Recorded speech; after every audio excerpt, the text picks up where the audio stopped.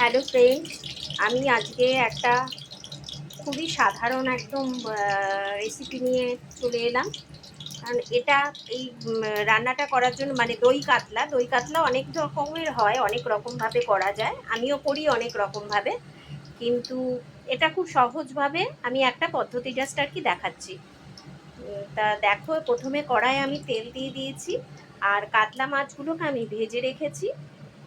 আর এদিকে হচ্ছে লাগছে আমার পেঁয়াজ বাটা, আদা বাটা, টক দই, ফোড়নের জন্য গোটা গরম মশলা, শুকনো লঙ্কা, জিরে, তেজপাতা। আর এখানে আছে জিরে, ধনে আর লঙ্কা, কাঁচা লঙ্কা দিয়েছি, বেটেছি। আর কালারের জন্য একটু কাশ্মীরি লঙ্কার গুঁড়ো দিয়েছি। এটা হচ্ছে কাজু বাদাম বাটা, আর এটা হচ্ছে চিনি। এই হচ্ছে আমার ইনগ্রেডিয়েন্টস টোটাল।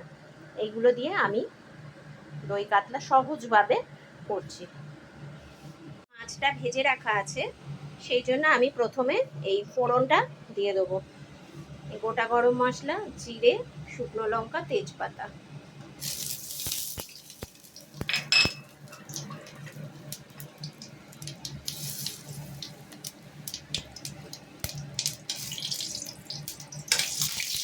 এটা দেওয়ার পরে এবারে আমি সরাসরি পেঁয়াজ বাটাটা দিয়ে দেবো।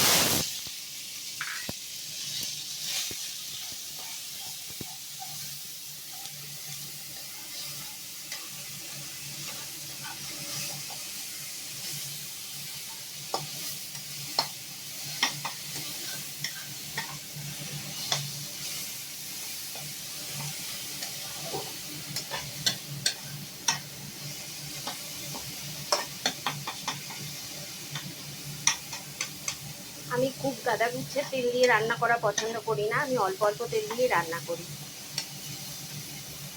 যতটুকু দরকার আর কি।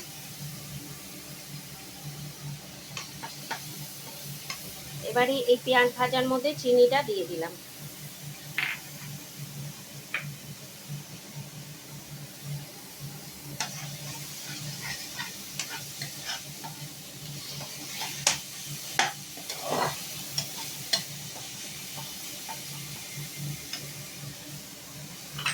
এর মধ্যে একটু আদা বাটা দিলাম।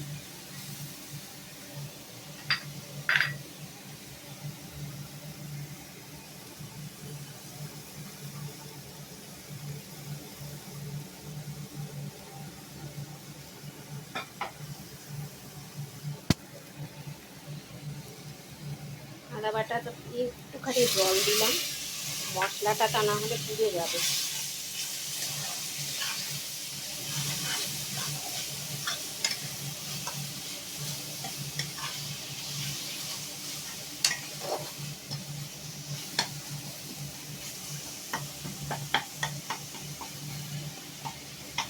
দেখো, এটা ভালোভাবে ভাজা ভাজা হয়ে গেছে।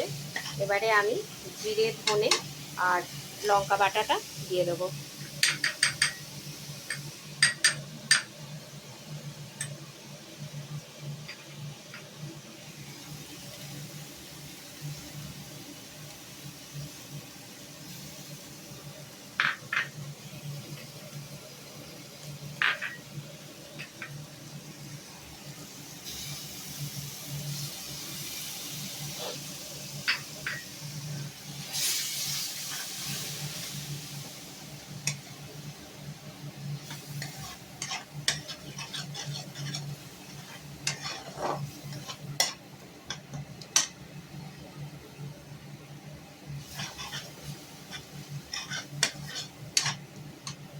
এবারে কাজু বাদাম বাটাটা দিয়ে দেবো।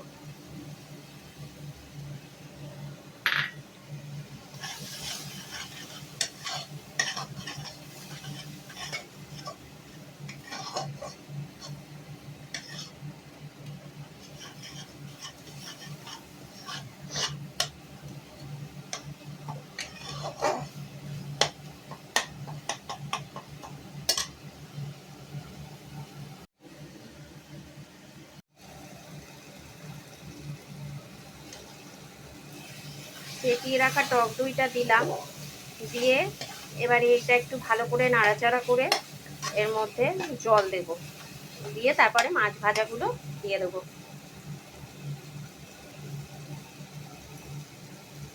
দেখো মশলা থেকে তেল ছেড়ে ছেড়ে যাচ্ছে। এবারে আমি জল দিয়ে দেবো।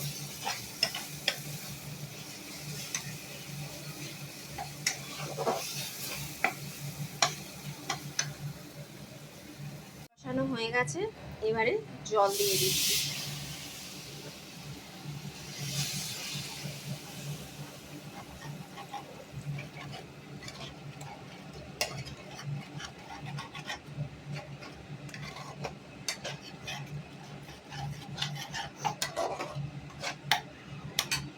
এবারে মাছগুলো দিয়ে দেবো।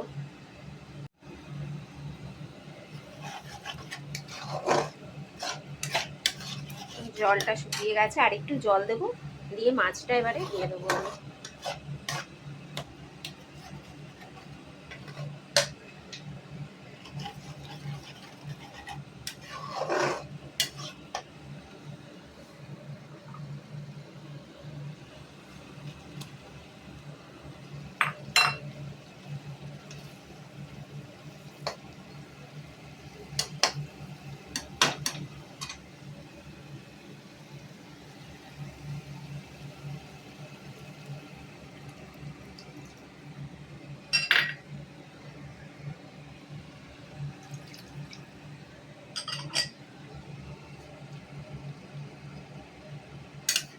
একটু ফুটলে গরম মশলার গুঁড়ো দিয়ে নামিয়ে নেব, তাহলে রেডি হয়ে যাবে দই কাতলা।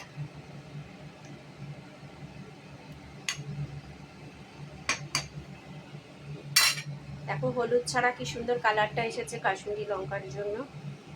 এবার একটু ঢাকা দিয়ে দিচ্ছি, ঢাকাটা খুলে তারপরে গরম মশলা দিয়ে দেবো।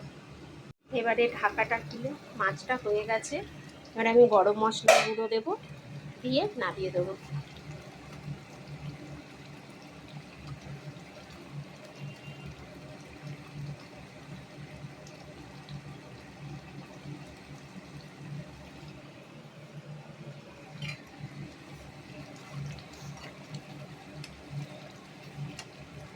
আমার দই কাতলা রেডি, আমি সার্ভ করে তোমাদের দেখাচ্ছি। এই দেখো সেই দই কাতলা, বাটিতে সার্ভ করে তোমাদেরকে দেখাচ্ছি। কেমন লাগলো ভিডিওটা দেখে বলো, জানিও আমাকে। টাটা।